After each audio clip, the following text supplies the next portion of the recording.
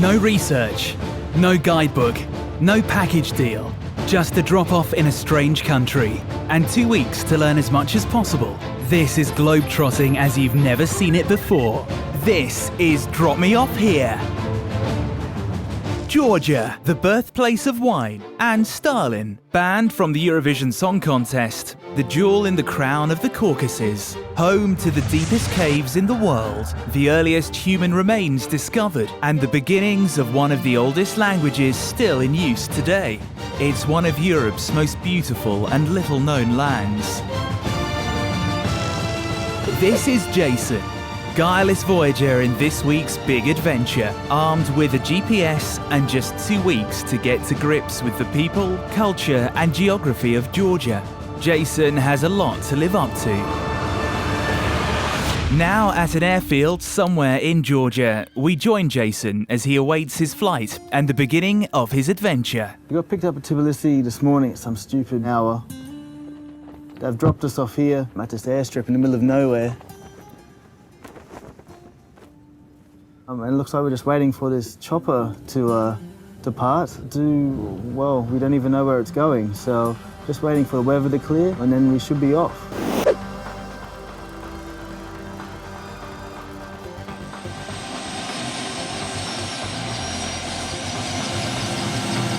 Well, so after 4 hours of waiting, we're finally off. Everyone said their prayers on board. It's my first time on a helicopter and it's pretty bloody exciting. As Jason heads into the heavens of the North Georgian mountains, he gets his first glimpse of his breathtaking adventure playground. From humid rainforests to semi-desert land to eternal snows, he'll have his work cut out navigating this unpredictable land.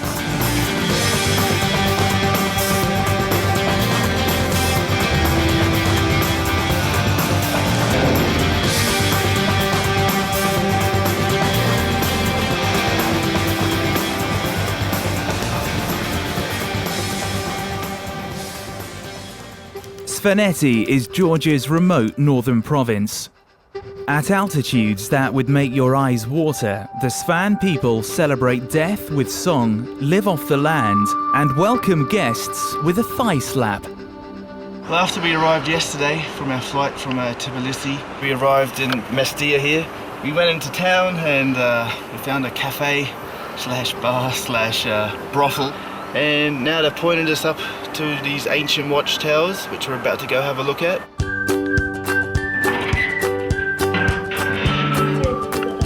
Whoa.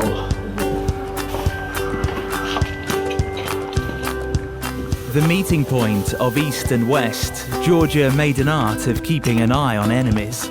The medieval stone towers of Mestia are some of the oldest in the world. This is crazy. We've climbed up maybe 5 flights of rickety stairs and now we're sitting on the roof of one of the old watchtowers that the Vikings used to use for archery.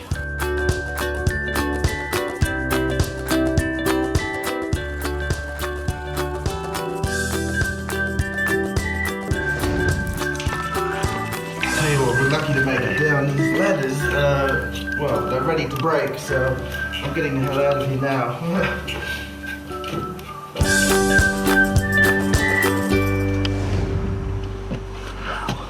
What a tower. That's awesome.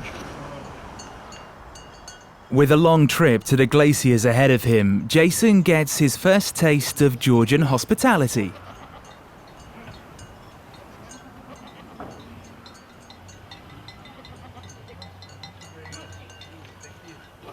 We've just been given some fresh fruit from some of the locals there. Looks delicious. Look at that. Plums, man. Look at that.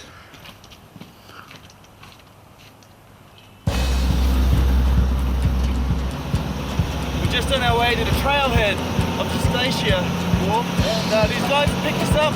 So it's going to save us a 3-kilometer walk to the trailhead, and we've got another 3 kilometers up the mountain, and we should be reaching the glacier by this afternoon.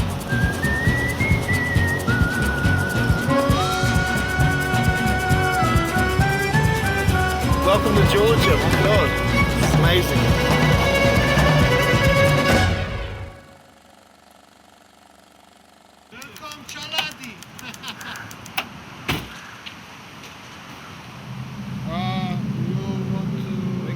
Okay. Up there, yeah.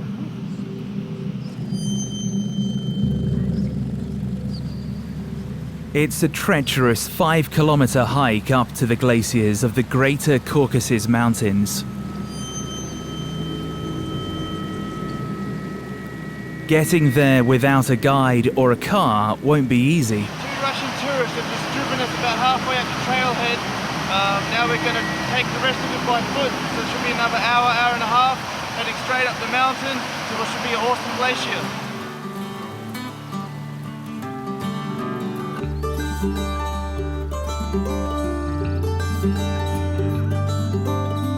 We just passed through some kind of checkpoint back there. I've got my GPS on now, so we shouldn't get lost, but he told us straight up this way and we should be there in another hour, so we should probably keep moving. Military checkpoints in the region have become all the more frequent since the 5-day war between Russia broke out back in 2008, and although the situation has drastically improved, tensions are still uneasy to say the least.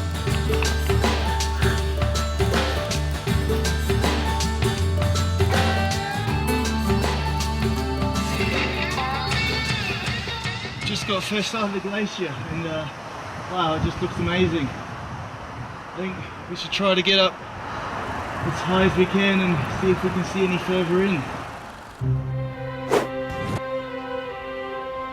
The Greater Caucasus Mountains are some of Europe's most magnificent.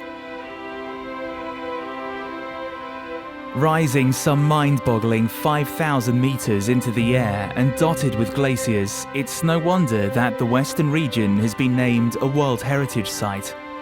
Today, Georgia is completely safe for travelers, and the mountain range's unique reputation as the most undisturbed in Europe seems certain to disappear.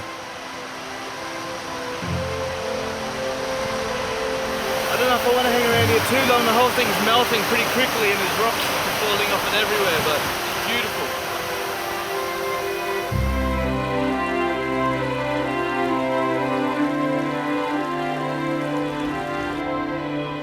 With a little help from some friends, Jason has blagged his way to one of the most beautiful sights of Georgia. Yet, as sun-soaked glaciers give way to sprawling rainforest, Jason's luck of the traveller juice is running low. We've left Mestia this morning. We decided to hike over the mountain to Uzguli, which is about 45 kilometers east. Hopefully a jeep or a truck will come past, we can get there a lot quicker. Otherwise it's going to be about an 8-hour hike. But apparently it's the highest village in Europe, so it should be quite good.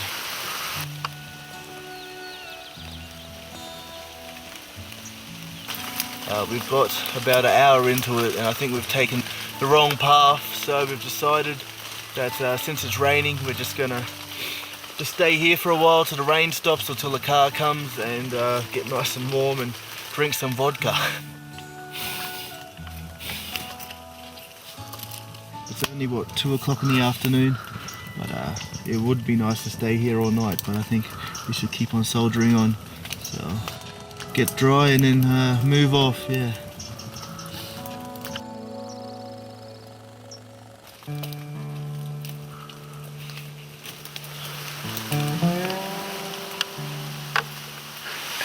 That's where we're going to be spending the night, and hopefully the rain will stop and we won't get washed out. But yeah, we'll see what happens.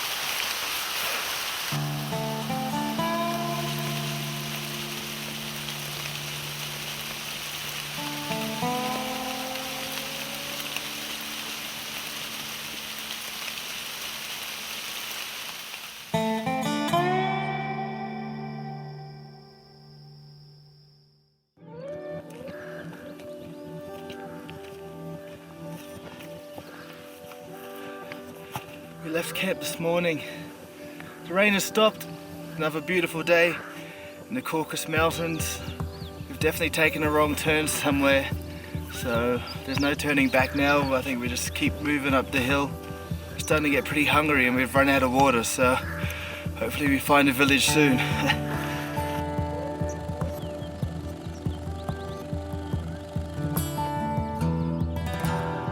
Villages are few and far between in the Greater Caucasus Mountains, and as our intrepid explorer soon discovers, it is easy to lose your way amongst the wild of the Georgian landscape.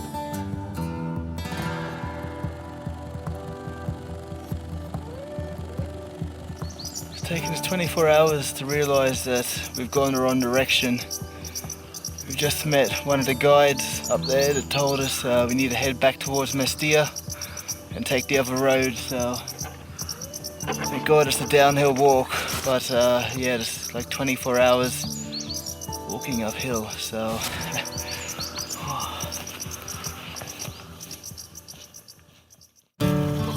we've come back down to the main road and we're finally on our way to, well, not all the way to Mesguli, but it's going to save us walking a few kilometers, so I think we'll get to the next town and God, I'm starving. I'll get something to eat and then hopefully find another ride, and we should be there by this afternoon. The highest village in Europe, so it should be quite cool. Luckily for Jason, hitchhiking in Georgia is, well, as safe as jumping in a car with a stranger can be.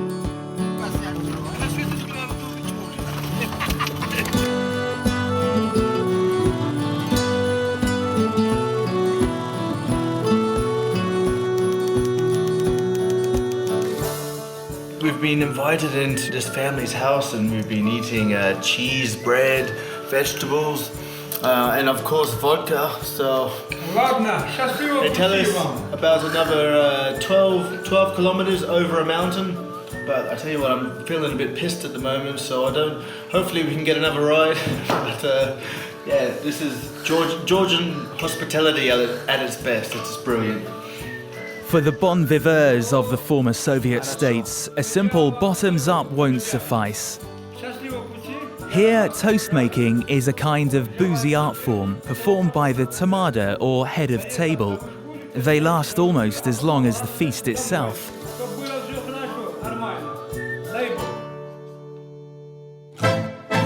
Fortified by his host's stirring words and a hefty dose of vodka, Jason is ready to hit the road again. Thank you very much, спасибо. Карка До свидания. До свидания. We're on the main road from Mestia to Mesguli. There's just no traffic. There's no traffic on this road to take us. I want to get over this ridge, and then I think we'll spend another night camping. Oh, I've never walked this far in my life. This is insane. There's a car coming up the mountain now.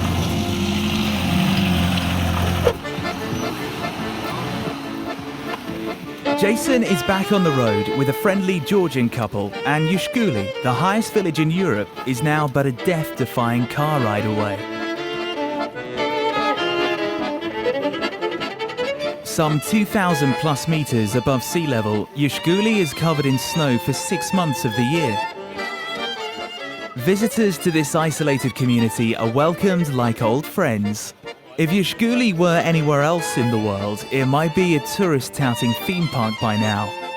Yet casually scattered with 12th century buildings, it's still an area of undisturbed beauty, and it's not exactly easy access.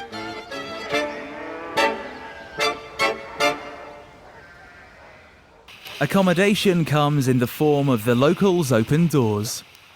There's no tour desk and no minibar, but there is the promise of a hearty meal and good company.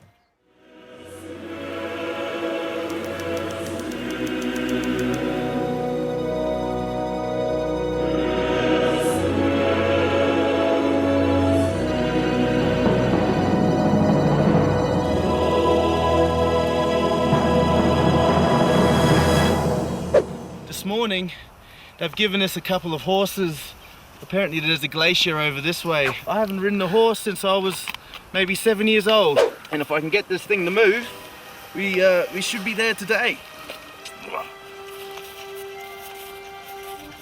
Gay, gay, gay, gay, gay, gay, gay, gay, gay. No, no. All right, boy. Gay, gay, gay. On horseback, Gay, Jason gay, could gay. arrive at the glacier in a couple of hours.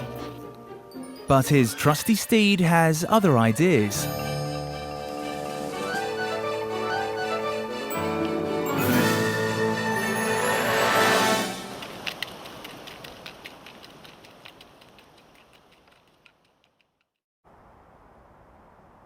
suffering from a bit of chafage, so I think we're going to take a bit of a break. Tell you what, look at that. It's just beautiful.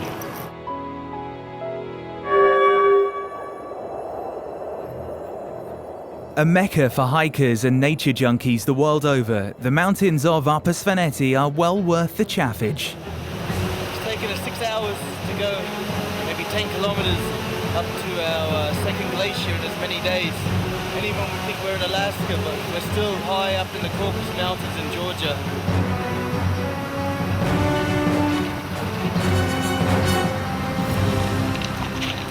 Graceful as a ballerina.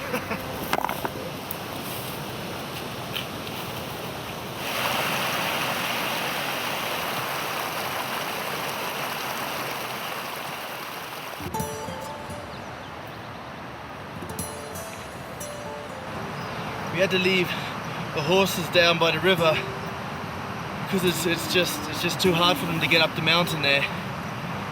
Now we ride back to Zguli, return the horses and have a look around the town.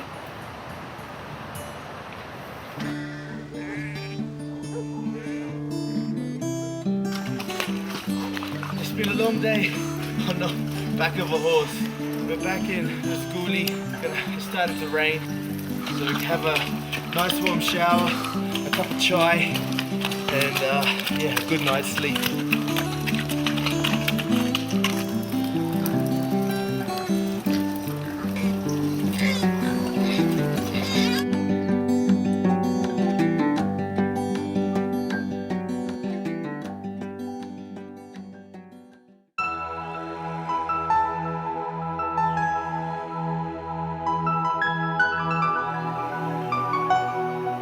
As with much of the Svaneti region, Ushguli is rich in cultural history. Its chapel and stone towers like Mestia make the place feel like it's trapped in time.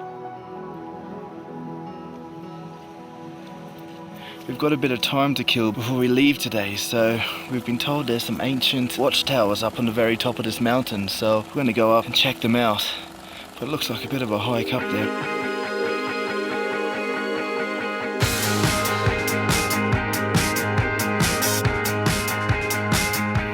I feel like I've been run over by a steamroller after yesterday's horse ride. Alright, let's get up there.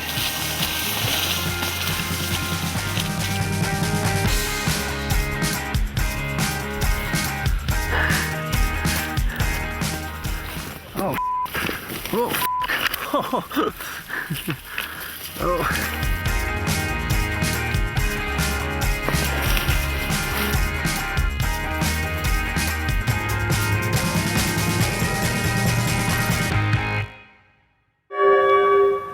Today we bid farewell to Zguli and the mountain region of Svaneti. We've spent about a week here up in the mountains after our chopper flight from Tbilisi. We've managed to get a ride this afternoon from Zguli to the other side of the mountain range, which is going to save us about a 2 or 3 day hike. From now we will start heading down the mountains into the lowlands of Georgia, so it should be getting a bit warmer and some more predictable weather.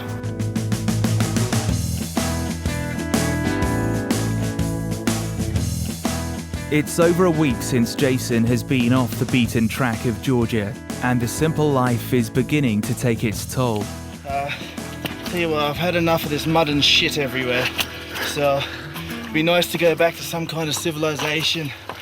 I'm dying for a Mars bar or a Coca-Cola, or you know, we're running out of money. There's no banks, there's no shops in the mountain region here, so it'll be nice to go back and yeah, get some luxuries. Get some luxuries. It should be nice.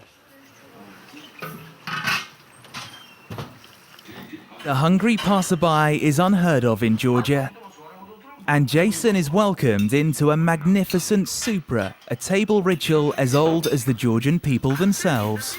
Accompanied by large amounts of wine and often a bit of toe tapping, there's not a Soviet-style spam can in sight.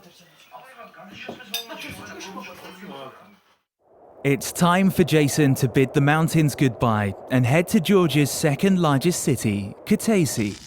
The home of the Golden Fleece quested for in Greek mythology and the first nation in the region to accept Christianity, it's what they call a cultural and spiritual hub. Will Jason find his own Golden Fleece in this enchanting city, or at least the warm welcome he's been accustomed to? Today we've just decided to relax in the town. We've gone out to get some lunch and we've met these guys at a local cafe, and they've driven us up to this monastery in the hills.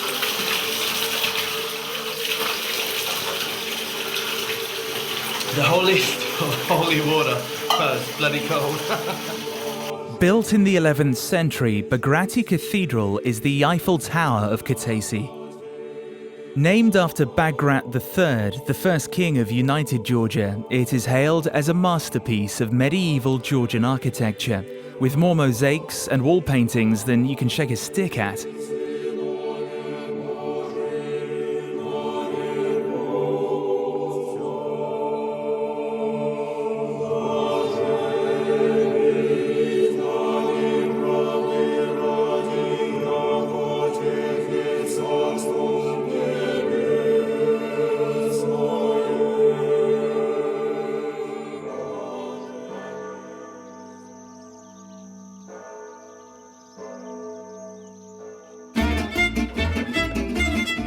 Georgians are proud to have cultivated the first grape juice 8,000 years ago. And everyone, even the priests, enjoy this rich heritage with gusto. It's just gone, past 12 o'clock. I've had half a bottle of vodka.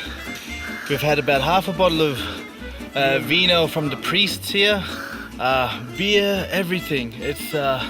It's just amazing. The guys that invited us up here, it happens that his grandfather is a taxi driver, so we're getting a free ride back to town, and yeah, I think we're gonna go out and party tonight.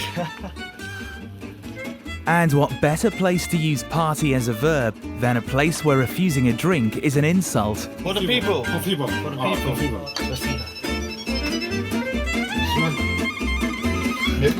Thank you.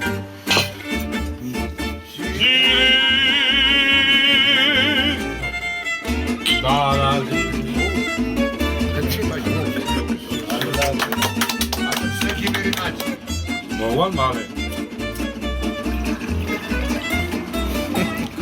Спасибо.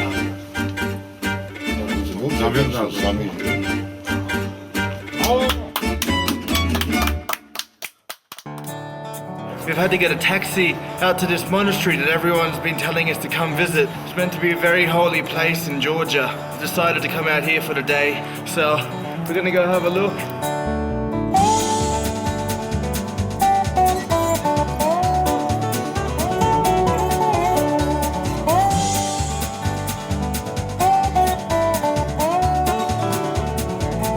Ancient mysteries seem to cling to this honeycomb of caves hacked out of a towering mountain.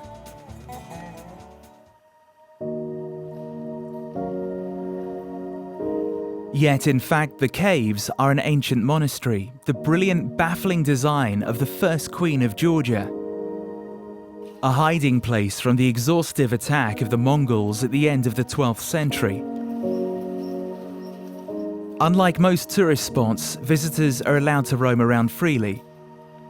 Yet monks live here to date, so popping your head into one of their homes is a definite no-no.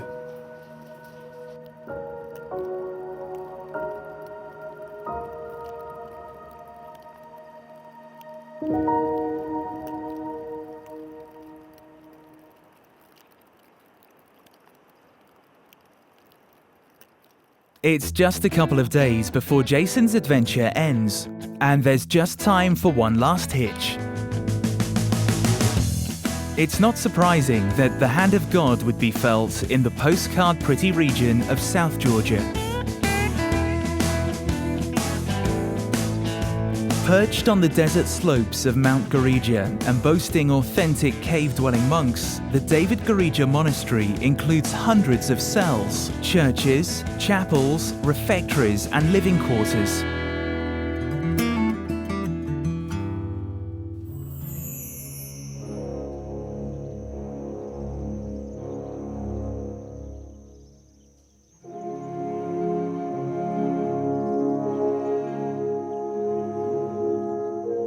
Among its residents have been many important Georgian religious figures. And today it's a place of reflection for travelers and locals alike.